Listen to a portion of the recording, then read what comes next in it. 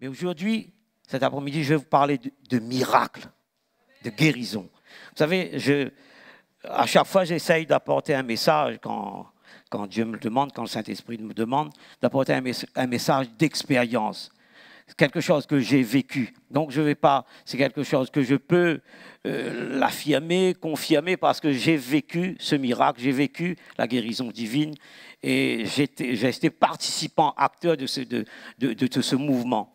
Et donc, c'est un message que Dieu m'a donné, je peux le dire pas avec prétention, mais avec simplicité, que Dieu m'a donné quand on a traversé ces épreuves. C'était en Italie à partir du 15 juillet jusqu'au mois d'août, enfin jusque-là. Et je me suis dit, mais quand est-ce que je vais la porter? Ce n'était pas le moment, il y avait la conférence, etc. Et puis j'attends aussi le temps de Dieu, j'attends aussi qu'on faut respecter l'autorité en place. Et parfois je me disais, mais c'est quand est-ce que je vais le faire? Quand est-ce que je vais le faire? Mais je gardais ça en moi-même. Mais je crois qu'aujourd'hui, c'est le moment. Peut-être on n'est pas nombreux, mais je crois. Et je peux vous affirmer que vous allez recevoir quelque chose. Vous savez pourquoi? Parce que le Saint-Esprit m'a parlé clairement là-dessus. Il m'a parlé clairement que si tu apportes ce message, je vais déclencher le miracle, je vais déclencher la guérison. Parce que nous avons vécu quelque chose de surnaturel, quelque chose de divin, quelque chose qui vient d'en haut, qui vient du ciel. Donc, cet après-midi, c'est un message sur le miracle. Et le titre du message, c'est, après on va prier, comment se produit les miracles. Il y a pas seulement il y a le mystère de Dieu dans le miracle, mais il y a aussi une science divine. Il y a une science divine, il y a l'onction, enfin on verra tout cela tout à l'heure. Mais à travers ces épreuves, cette épreuve, Dieu m'a donné, je sais maintenant que c'est le Saint-Esprit, on a vécu des choses surnaturelles, extraordinaires que je n'ai jamais vécues. Moi, personnellement, j'ai vécu aussi, je pense les autres aussi qui étaient avec nous, qui étaient sur le front, qui étaient avec moi, qu'on était ensemble pour combattre. Et puis, il y avait toute l'Église aussi, un peu de partout, dans les îles, en Afrique, partout. Il y avait aussi au Canada, qui a combattu de loin. Mais nous étions sur le front et j'ai vu ce qui s'est passé. J'ai expérimenté des choses et je peux l'affirmer, je peux le confirmer cet après-midi, que Dieu veut faire quelque chose d'extraordinaire dans votre vie. Attendez-vous à quelque chose. Attendez-vous à une guérison, comme si quelque chose, vous allez le recevoir. Donc, je vais lancer le titre, c'est le texte conducteur, et puis après, on va prier. On va prier parce qu'il faut beaucoup prier, il faut amener la présence de Dieu, il faut que vos cœurs, il faut qu'il y ait le Saint-Esprit, il faut travailler avec le Saint-Esprit. Le Saint-Esprit, c'est quelqu'un, c'est une personne de Dieu qui est sensible. Donc, il faut qu'on soit là, attentif pour recevoir le miracle, pour recevoir la guérison divine. Et le texte conducteur, c'est Éphésiens 3:20 qui dit, je me suis appuyé là-dessus, on va voir ça. Or, à celui qui peut faire, par la puissance qui agit en nous, c'est-à-dire le Saint-Esprit, infiniment au-delà de tout ce que nous demandons ou pensons. On va développer ce texte-là après. Or, à celui, on va voir qui est celui, qui peut faire, par la puissance, le Saint-Esprit qui agit en nous, infiniment plus au-delà de ce que nous demandons ou pensons. Ça, c'est fort. C'est-à-dire, on va prier avant. On va prier. Seigneur, notre Dieu, notre Père céleste, tu es le Dieu créateur de toutes choses. Tu connais toutes choses. Seigneur, tu es le Dieu de grâce, le Dieu d'amour. Alors cet après-midi, Seigneur, nous voulons nous approcher de toi. Je veux m'approcher de toi en Jésus-Christ par la puissance du Saint-Esprit qui agit en nous. Et je demande au Saint-Esprit maintenant, Saint-Esprit, troisième personne de Dieu, c'est Dieu. Tu me saisis, tu saisis tout mon être. Et ce n'est pas un homme qui parle, mais tu parles, tu vas parler à travers, tu m'as communiqué le message que tu m'as donné, que tu m'as dit de le dire, de le faire. Tu vas communiquer, Seigneur, là, ce message du ciel, ce message qui guérit, ce message qui délivre, ce message qui transforme les vies. Alors, Saint-Esprit, à l'instant même, depuis, il y avait la présence de Dieu. Saint-Esprit, tu étais là. Quand on a commencé à louer, la louange était là. Et je sais que tu es au milieu de nous, que Jésus est vivant, il est là, et il va faire des grandes choses. Parle à travers ma bouche. Saisis mon esprit, Saint-Esprit, afin que je puisse communiquer ce message qui vient d'en haut. Que nos cœurs puissent recevoir cet après-midi. Que nous ne puissions pas partir comme des auditeurs oublieux, mais que nous gardions cette semence. Comment se produit le miracle? Amen. Amen.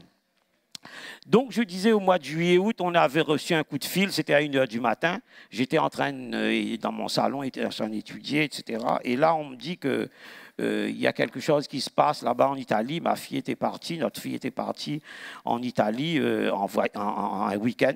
Et là, on nous apprend la mauvaise nouvelle qu'il y a eu une rupture d'anévrisme, qu'elle n'était pas bien. On croyait que c'était une intoxication, quelque chose comme ça, une anévrisme de la terre, alors qu'elle était en parfaite santé. Et là, on est parti tout de suite le lendemain matin, on n'a pas dormi. Moi, j'ai fait les 100 pas dans la cour, au fond de la cour. J'étais sous le noyer, j'ai prié 2, 3, 4 heures du matin. Et puis, j'ai entré dans une espèce de, je dirais, une petite salle que j'ai fait à l'extérieur de la cour. C'est une salle de prière. Il y a tout, une bibliothèque, il y a tout dedans. Je suis là, je suis resté jusqu'à 4 heures, 5 heures, 5 heures et demie. Après 6 heures, on a pris l'avion vers Roissy, on est parti. On est parti. Et quand on est arrivé là, je dis, Seigneur, je sais que c'est grave, puisque j'ai fait quand même 12 années de réanimation chirurgicale et médicale, et je savais qu'est-ce qui allait se passer. Mais bon, j'ai dit, Seigneur, si on part, si je pars, là, Flédrine me dit qu'il faut partir, je dis, Seigneur, il faut que je vais ramener Florence à la maison. J'ai dit ça, je vais ramener, il faut maintenant que tu me donnes la force. Et là, quand on est arrivé là-bas, j'ai vu à peu près, on a vu là, il y avait la maman de Vincent, c'est-à-dire notre Jean, il y avait, et puis on était... Françoise, Mathilde et moi et Vincent. Donc on était 4 au début, après ils sont venus nous rejoindre aussi. Donc, et là, je dis, Seigneur, c'est très très grave. Et quand j'ai vu là, j'ai vu tout ça, enfin je ne vais pas vous décrire, puisque je ne vais pas vous dire qu'est-ce qu'il y avait, cathé central, etc., sonde gastrique, cathé radial, en fait, tout ça, de la je vais pas, bon. Quand j'ai vu ça, j'ai dit, là, c'est grave, c'est grave. Et là, on a commencé à prier. Je dis, Seigneur, soit on s'effondre, je m'effondre, je ne veux plus rien faire. On tombe vraiment comme dans un sentiment de déprime, je ne peux plus prier. Et là, après, en priant, il nous a donné... J'ai prié, comme si, en même temps, il y avait quand même, bien sûr, il y avait de l'affliction, mais il y a une force qui est venue comme ça.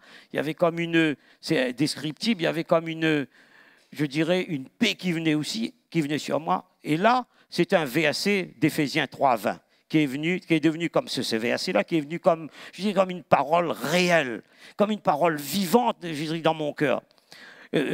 Donc, malgré ces afflictions, malgré, je dirais, ces tribulations, ces épreuves, je sais, je ne sais pas comment vous expliquer ça, que c'est Dieu, par le Saint-Esprit, qui me parlait.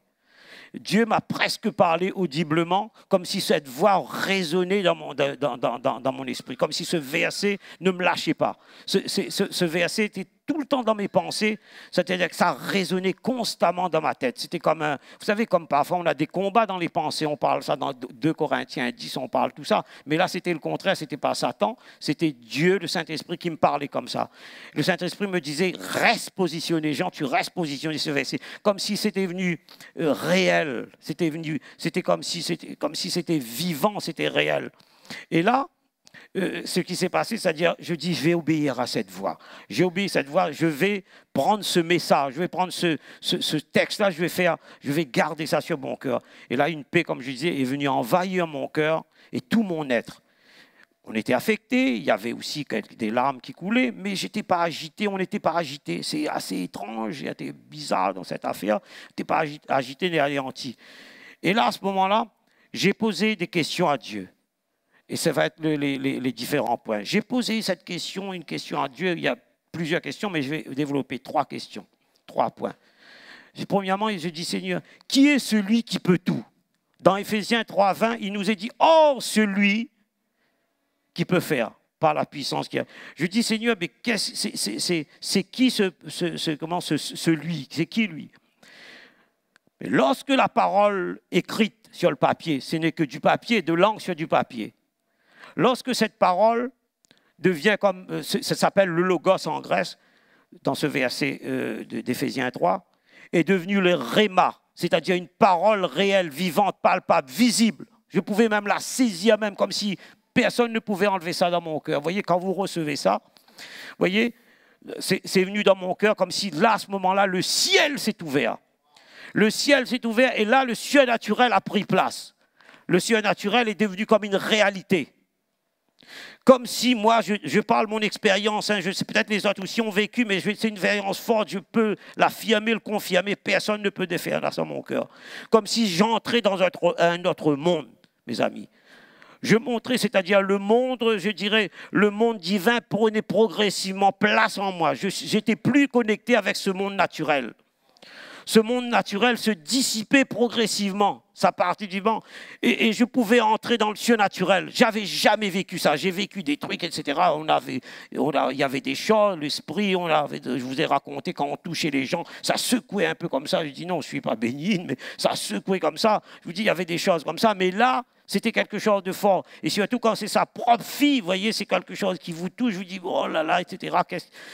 Donc j'étais fixé sur ce verset. Oh, celui. Et j'ai dit, Seigneur, qui est celui qui fait tout? Mais il m'a dit, c'est moi, c'est Jésus. C'est Jésus qui nous pousse. Et là, c'est venu, tout ça est venu. C'est comme si ça s'était enclenché. Vous voyez que c'était comme un processus. Ça s'est enclenché comme si, je dirais, c'est enclenché comme s'il nous disait, c'est toi, c'est vous, c'est nous, c'est l'Église qui va déclencher le miracle. C'est nous qui allons provoquer le miracle.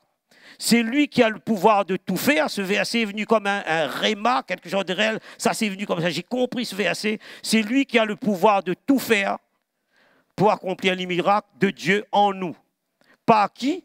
Par la puissance du Saint-Esprit, parce que nous avons le Saint-Esprit qui vit en nous et qui bouillonne en nous. Et le Saint-Esprit, c'est lui qui habite en nous, qui va provoquer le miracle, qui va déclencher le miracle, à condition que nous obéissons à ce réma, à la parole de Dieu. Vous voyez? C'est-à-dire que c'est nous. Dieu ne peut pas faire sans nous. On va voir ça tout simple, on va voir comment développer le miracle. Mais là, je crois que vous commencez à recevoir votre miracle. Restez positionnés. Donc, c'est nous qui allons provoquer ce miracle, c'est nous qui allons faire ce miracle. Quand j'ai compris, il y a une science divine là-dedans. Si vous étudiez un peu, moi j'aime bien la guérison, étudier tout ça, la guérison. Curry Blake, John G. Legg, Smith Wigglesworth, j'aime étudier tout ça. C'est le Saint-Esprit qui nous donne le pouvoir, cette possibilité, si nous obéissons à sa parole, si nous restons positionnés sur ce que Dieu a dit. Vous voyez, quand ce verset ne pouvait pas sortir, il a dit ça. Il a dit celui qui peut faire par la puissance, le Saint-Esprit qui agit en nous, qui habite en nous. Ah, je dis, ben c'est ça alors. Je dis, ben je vais rester là, je vais provoquer ça. On va provoquer tout cela. Donc qui agit en nous. Et à ce moment-là, vous voyez, à ce moment-là, nous voyons que Dieu va déclencher ce miracle par quoi? Par sa parole, puisqu'il a donné sa parole, il a donné une parole vivante, c'était du langue sur du papier, maintenant c'est devenu vivante. Et si nous confessons la parole, puisque nous restons positionnés, on va voir aussi, on peut confesser, on peut dire oui, Seigneur, c'est par tes meurtrissures que nous sommes guéris, ceci, cela. Ça ne fonctionne pas comme ça. Hein. Non, ça ne fonctionne pas comme ça. On peut le dire, mais quand on le reçoit, le réma, c'est autre chose, c'est la différence. Donc, là, on reçoit, on confesse la promesse, et là, on commence à commander la maladie de partir, même commander les esprits mauvais, à sortir les esprits mauvais, parce que nous avons une force, une puissance, nous avons la parole, le réma qui est là, et nous commandons, la maladie va sortir. Mais moi, quand je suis arrivé, je croyais que j'allais faire 2 coups comme ça. Mais ce n'était pas comme ça. Je dis, je vais commander. J'avais comme ça la maladie, ça va se lever. Non, c'était progressif, parce qu'il y avait une raison à cela. Il y avait une raison à cela. Donc, c'est nous qui allons attiser ce feu. C'est nous qui avons allumé le feu du miracle. Et Dieu, il est obligé. Écoutez-moi ça, il est obligé. Pourquoi? Parce qu'il a dit. Pourquoi? Il a dit dans ce verset, c'est venu fort, je ne pouvais pas le sortir de ma tête, de mon esprit, je ne sais pas, de tout en moi. Ça résonnait, ça ne partait pas, donc il était obligé de le faire parce qu'il a dit. Et pas comme il a dit, il n'est pas un homme pour mentir, il a dit. Et là, il nous a dit, il nous a dit aussi, tous ensemble, puisqu'on était là, on était des combattants là-dedans. Il dit, je vais faire des grandes choses, des choses encore plus grandes. Ah, je dis là, c'était comme réel, vivant. J'ai entendu mes amis. Et là, c'est des choses qui vont nous surprendre, qui vont même nous étonner. Au-delà, infiniment plus grand. Quand je dis ça y est. C'est bon, on reste là-dessus, on va commencer. Là, tout avons compté. Donc, c'est ce que nous devons retenir, c'est-à-dire, lorsque nous vivons dans le naturel, si nous restons dans si nous voyons que le naturel, et si nous restons dans le naturel, ça peut stopper notre foi. Vous voyez?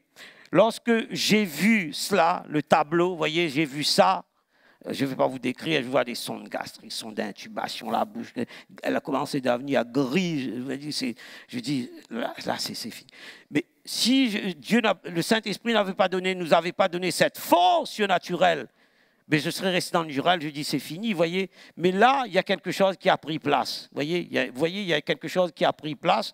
Et là, il y a le naturel, c'est évident. On voit cela, il y a la maladie, c'est là. Mais si on reste là-dedans, heureusement, le Saint-Esprit est bon, hein, il nous aime. Hein. Il nous a donné ça, Jésus nous aime, il nous a donné cette force pour pouvoir rentrer dans le naturel et ne pas rester sur le naturel, sinon tout s'effondre. On arrête tout. Donc il faut rester, ça peut stopper notre foi, il faut rester positionné et croire ce qu'il nous a dit. C'était fort. Donc il a dit qu'il faut déclencher ce miracle, cette guérison, et c'est là que nous, et quand il va déclencher, c'est là que nous entrons dans le royaume de Dieu. Il a dit, pasteur Franck Le Filate, il ne faut pas seulement voir le royaume, il a dit, il faut que nous entrons dans le royaume. Comme Nicodème, Jésus a dit, oui, tu ne peux pas voir, mais tu ne peux pas non plus entrer. Tu ne peux pas entrer. Là, on est rentré dans le royaume de Dieu. Donc, qu'est-ce qu'il fallait faire? Il n'y avait plus rien à faire non plus. Il fallait se positionner et s'abandonner totalement à lui. Il fallait là, on dit, ben c'est fini, non, on a tout abandonné à Dieu, à Jésus, et c'est la seule chose qui restait à faire. Repousser et refuser la maladie.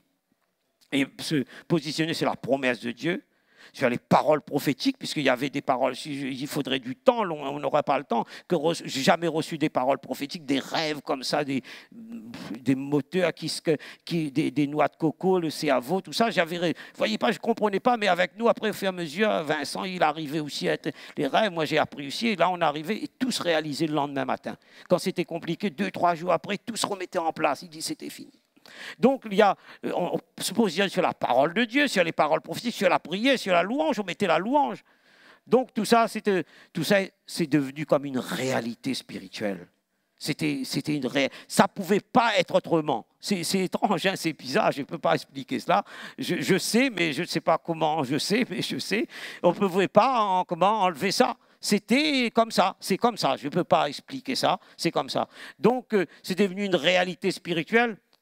Je pouvais même, je vous dis à mes amis, sentir Dieu, sentir Jésus-Christ, sentir sa présence, sa grâce, son amour, comme s'il était là. Je dis, là, on était un peu aussi, il y avait toute chose, mais on était aussi sur un nuage, aussi quelque part, vous voyez. Et c'est ça qui ne l'a jamais, dans un truc comme ça, on n'a jamais faibli. Je ne sais pas, c'est étonnant, c'est surnaturel. Or, à celui qui peut faire à travers nous, c'est nous qui déclenchons le miracle, parce que Dieu nous demande de le faire. Deuxième question. On va voir deuxième question, deuxième point. Et puis je vais me poser une question, Seigneur, pourquoi cela? Pourquoi cela, Dieu? Elle s'est mariée il y a peut-être 1 mois et demi, etc. Pourquoi cela? 1 mois et demi. Je dis, pourquoi tout cela arrive? Elle a pleine santé, on verra. Et là, il m'a envoyé dans Romains. Vous voyez, tout ça a été conduit comme si, vous voyez, c'était comme un canevas. Vous voyez ça, j'ai jamais vécu ça, jamais vécu. Dans Romains 8, 28, 8, 31 et 37, voilà, il dit, nous savons du reste que toute chose concourt au bien de ceux qui aiment Dieu, de ceux qui sont appelés selon son dessein, son plan. Vous voyez? Que dirions-nous donc à l'égard de ces choses? Si Dieu est pour nous, qui sera contre nous? On va tout de suite au verset 37, on saute, mais dans toutes ces choses, nous sommes plus que vainqueurs par celui qui nous a aimés. Voyez, quand on reçoit ça, pourtant on lit ça tout le temps, vous lisez ça, vous connaissez ça, moi aussi j'ai lu. Mais là, ça faisait quelque chose, un effet, vous voyez, c'est un effet. Pas qui se coule, mais un effet. Donc il y a une application à cela. Donc c'est la deuxième question que j'ai posée à Dieu. Dans son omniscience, dans sa connaissance parfaite de toutes choses, puisqu'il a créé tout, l'univers, il a créé toutes choses, il connaît tout ça, il connaît chaque être humain, il nous connaît, il connaît notre passé, il connaît notre présent, il connaît notre futur. Mais Dieu, je dis, comme s'il me parlait, Dieu savait ce qui allait se passer au mois de juillet, il savait depuis le mariage, depuis avant, au mois de juillet, août, il savait tout ça, que ça allait se passer en Italie, à Rome, il savait tout, non pas à Rome, c'était à Venise. Toi, tu étais... Et il dit à Dieu, Seigneur, j'ai dit à Dieu, Seigneur, notre fille vient de se marier, 1 mois et demi, mais pourquoi cela? Qu'est-ce qui s'est passé? Qu'est-ce qui s'est passé? Elle est en pleine parfaite santé. Pourquoi cela, Seigneur? Vous voyez, on pose pour jouer des questions à 2-3 heures du matin, on est dans le lit, on prie, on cherche là. Tu avais le pouvoir, tu as le pouvoir d'arrêter. Toi qui es le créateur de toutes choses, tu peux arrêter ça d'un moment, il fait une parole en une fraction de seconde. Tu peux sortir cela, etc. Nous sortir de cette terrible preuve. Est-ce que tu ne peux pas le faire tout de suite? J'ai demandé ça, j'ai discuté, argumenté.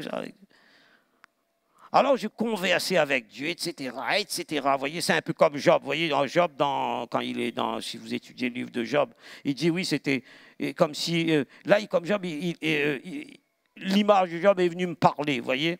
Et ça, j'ai noté, c'était le vendredi 29 juillet à Mestre, en Italie, à 1h du matin. Tout ça est dans mon petit cahier, peut-être un jour on écrira quelque chose là-dessus.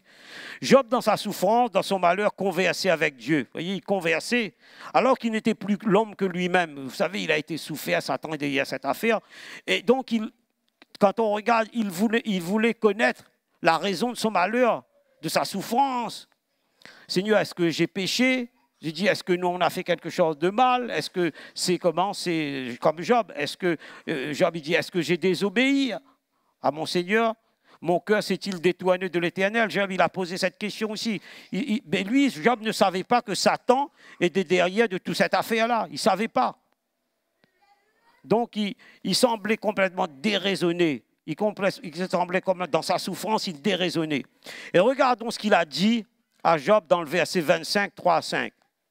Il dit, « Oh, si je savais où le trouver, si je pouvais arriver jusqu'à son trône, je plaiderai ma cause devant lui, je remplirai ma bouche d'arguments, je connaîtrai ce qu'il peut avoir à répondre, je verrai ce qu'il peut avoir à me dire. » Vous voyez, quelque part. Là, Job est dans sa souffrance. Il n'en peut plus, il ne mange plus. Vous savez qu'il était complètement, il avait un ulcère qui le dévorait comme si c'était un cancer. Et là, il est là, Job.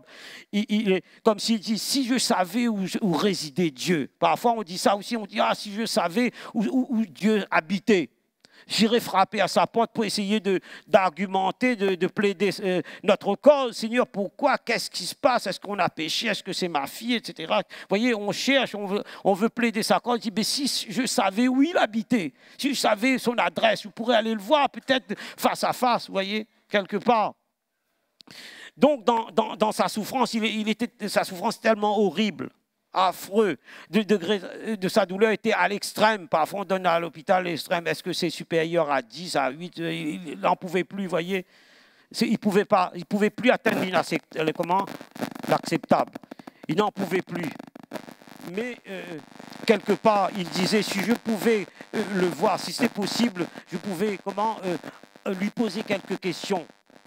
Si je savais, si je pouvais rencontrer ce Dieu, je dirais, ce Dieu inaccessible, ce Dieu si lointain, ce Dieu invisible, je plaiderais ma cause. Si je savais cela, j'irais plaider ma cause. Et nous voyons cela aussi avec un homme de Dieu, David. À un moment donné, dans le psaume 139, si vous lisez, vous allez 1 à 4, 6, 7. Éternel, tu me sondes. Tu me connais, tu sais quand je m'assieds et quand je me lève. Tu pénètres de loin ma pensée. Tu sais quand je marche et quand je me couche, et tu pénètres toutes mes voies. Une science aussi merveilleuse est au-dessus de ma portée. Elle est trop élevée pour que je puisse la saisir. Où irai-je loin de ton esprit, où fuirai-je de ta face? Vous voyez, alors qu'il traversait David, il y avait des hommes méchants, des hommes de sang qui voulaient le faire mourir, qui en voulaient à sa mort. Mais il sait que ce Dieu qu'il sert, Dieu ne va pas l'abandonner. Ce Dieu, il va pas le laisser tomber. Mais parce que le Seigneur connaît aussi son serviteur. Il connaissait David.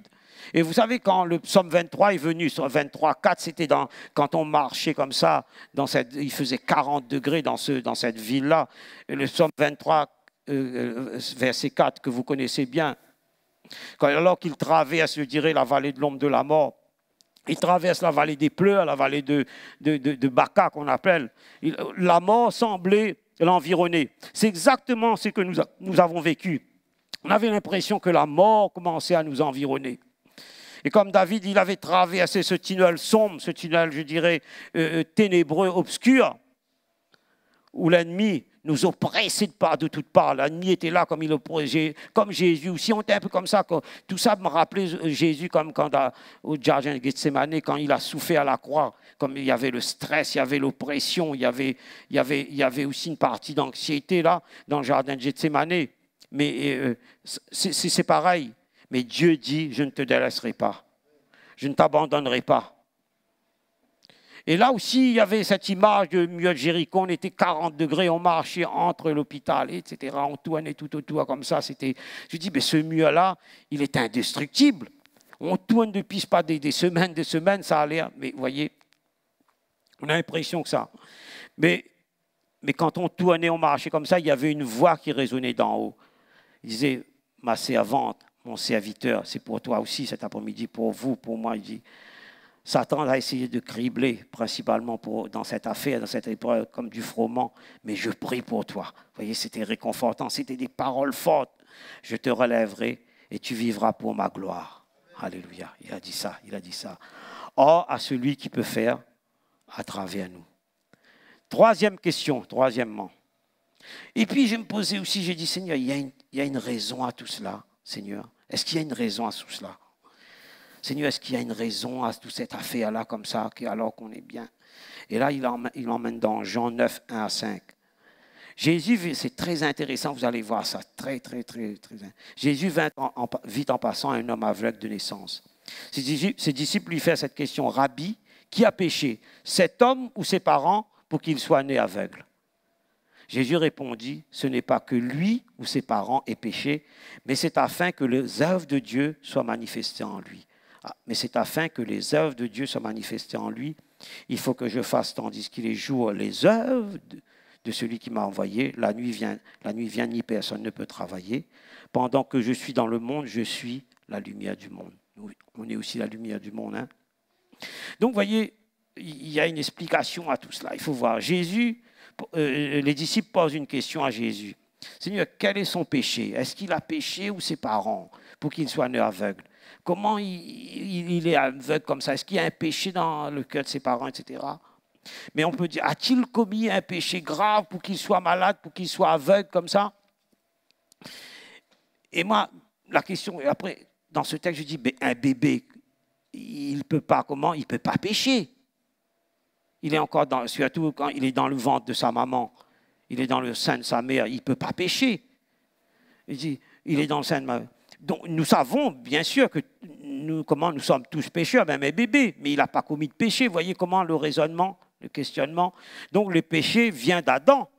La Bible nous dit tous ont péché la gloire et sont privés de la gloire de Dieu. Donc, le péché, ça vient d'Adam. Je ne veux pas dire un bébé, bon, c'est vrai que c'est parce qu'il a péché que ça c'est en nous. Parce que bon, mais il n'a pas. Voyez comment la question se pose, est-ce qu'il a péché ou ses parents? Est-ce qu'il a fait quelque chose de grave? Il a commis quelque chose? Ses parents ont fait un truc, ont volé un crime, voyez? Donc il pose comme ça. Voyez, parfois on cherche la cause, voyez? On cherche la cause. Et sont privés de la gloire de Dieu. Regardons la réponse de Jésus aux disciples. Jésus répond toujours par une autre question. Voyez, Jésus, lui, il ne répond pas comme ça. Il ne cherche pas la cause, lui. Il ne cherche pas la cause. Il cherche la raison. Il cherche la raison. Donc Jésus, qu'est-ce qu'il répond? Il dit, mais c'est afin que les œuvres de Dieu soient manifestées en lui, en elle. Afin que les œuvres de Dieu soient manifestées en vous, en nous. Voyez, c'est pas parce que vous avez fait ceci, vous avez fait cela. Parce qu'il y a une raison à cela, afin que ma gloire, mes œuvres vont se manifester en elle, en toi, en nous. Vous voyez, donc, il ne cherche pas la cause, et nous, on va chercher la cause. Donc, la réponse de Dieu m'a donné tout de suite, vous voyez, vous a donné, je dirais espoir, nous a donné la réponse.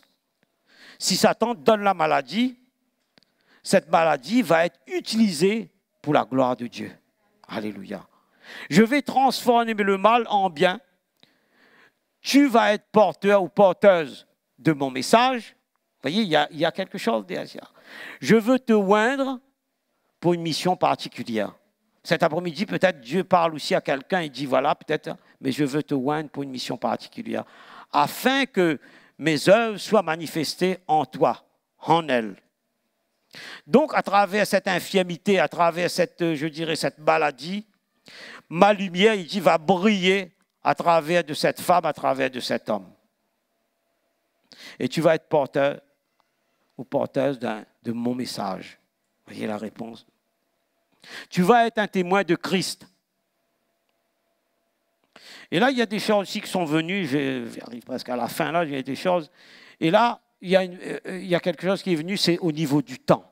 Vous voyez, le temps, le temps est venu aussi travailler avec nous. Moi, c'est ce qu'on a vécu, hein, tout ça, on a noté toutes ces choses-là, travailler avec nous.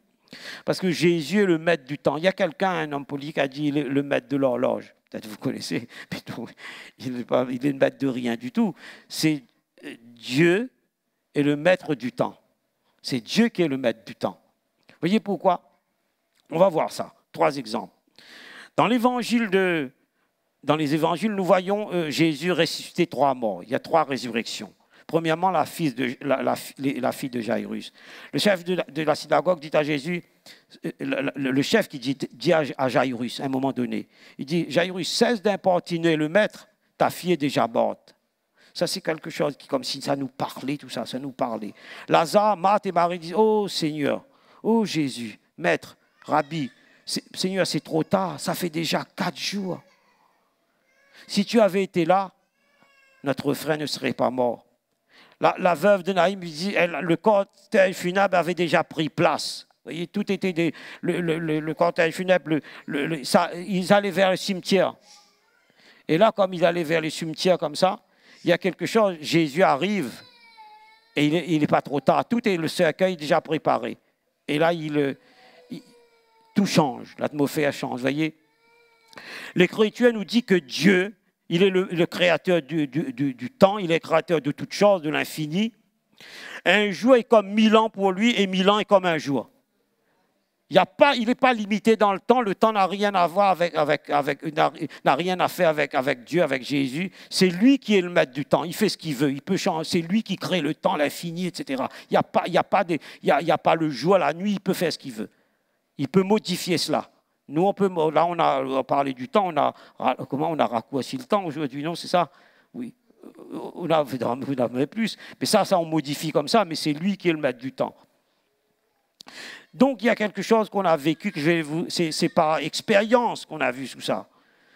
Je dirais que lors de notre combat en Italie, vous voyez, j'ai ressenti comme le temps s'arrêtait à un moment donné. Moi, je dis, nous aussi, par Dieu, pour combattre dans la prière. Vous voyez, comme si le temps se rallongeait. On ne voyait plus le temps, on n'était plus dans le temps aussi. Et ce jour-là, le temps semblait rallonger pour continuer le combat dans la victoire. Surnaturellement, j'ai vécu un peu l'histoire. Si vous lisez dans Josué 10, vous allez voir pour la grande bataille de Gabaon. Si vous connaissez un peu l'histoire, lisez chez vous.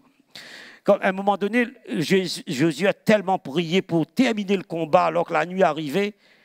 Dans sa prière, il a suspendu le temps. La lune s'est arrêtée, le soleil s'est arrêté. Ça a fait jour jusqu'à toute la nuit, il a fait jour pour terminer le combat. J'ai senti surnaturellement, j'ai cette impression que le temps s'est arrêté et qu'on pouvait rentrer encore dans le combat surnaturel, dans la prière. Et vous savez, l'hôpital où on était, il sera transformé en lieu de prière. Ça a bougé, les gens ils nous regardaient, ils sont des fous. Je dis, peu importe. Et surtout, ils ne comprenaient pas la langue, mais ils nous voyaient quand même prier. Ils savaient qu'ils étaient faisait comme ça. Donc, ils voyaient partout, les gars, tout. Vous voyez? Donc, comme le temps s'est arrêté pour nous. Donc, Dieu n'est jamais en retard pour son miracle. Parfois, on peut dire, c'est trop tard. Vous avez vu, il dit, c'est trop tard. Non, il n'est jamais. C'est lui qui régule le temps. Le temps n'a pas de limite pour lui, ni commencement, ni fin. Ni fin, ni commencement. On peut mettre ni commencement, ni fin, ni commencement. Tout ça, il n'y a pas d'importance. Il est le maître du temps. C'est lui qui régule tout. Et là, alors qu'on dit, bon, on va commander pour tout de suite que le miracle se fasse, mais parfois, le miracle fait progressivement. Il y a une raison à cela, puisqu'il faut nous apprendre quelque chose, fortifier notre foi, travailler en nous. Il y a des choses à changer. Moi, je ne ferai plus la même chose, je ne ferai plus la même erreur. J'essaierai, je ne travaillerai plus pareil. Je verrai la guérison divine autrement. Vous voyez, parce que on a vu tout était fini, on a vu des choses, j'ai expérimenté tout cela, et j'ai vu la puissance de Dieu, j'ai vu la paix de Dieu pénétrer en mon être, donc c'est plus pareil. Afin que mes œuvres soient manifestées en toi. Je vais conclure, peut-être si les musiciens veulent approcher après. Tout à l'heure, si on a un petit temps, si on a, je ne sais pas, on va prier, vous voyez. Attendez-vous à ce miracle. C'est nous qui provoquons le miracle. Il a dit, il faut faire ça. Comme s'il me disait, je dis, Seigneur, je vais obéir, si nous obéissons, et ça va se déclencher, ça va se faire. Peut-être vous attendez depuis des années quelque chose, c'est lui qui fait. Peut-être qu'il ne le fera pas là tout d'un coup, mais ça va être peut-être progressif. Attendez à quelque chose. Mes amis, Dieu fonctionne comme ça. Il faut obéir, on obéit. Il a dit, fais, je fais. Et puis, je ne sais pas comment ça va se passer.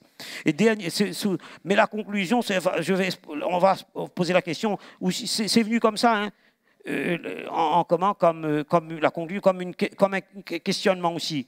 Que serait-il passé si on avait arrêté de prier, si on était resté dans le naturel? Mais là, c'est un mystère de Dieu. C'est le mystère de Dieu.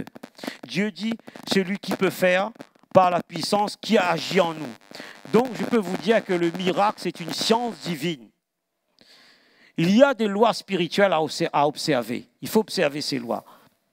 Malheureusement, beaucoup de chrétiens souvent disent, si Dieu le veut, si Dieu veut me guérir, ça, c'est pas biblique. Mes amis, ça, c'est pas biblique. Dieu veut. C'est pas, si Dieu, vous avez noté dans un truc, Dieu dit, si je veux guérir le paralytique, si Jésus veut guérir l'aveugle, etc. Non, sinon ça veut dire, si Dieu le veut. Non, Dieu le veut, Dieu peut et Dieu le veut. Ah oui, la guérison ne peut pas être dissociée du salut, c'est le sozo. Dans le salut, il y a tout un paquet. Il y a le salut, il y a la guérison, il y a la prospérité matérielle, financière, il y a tout.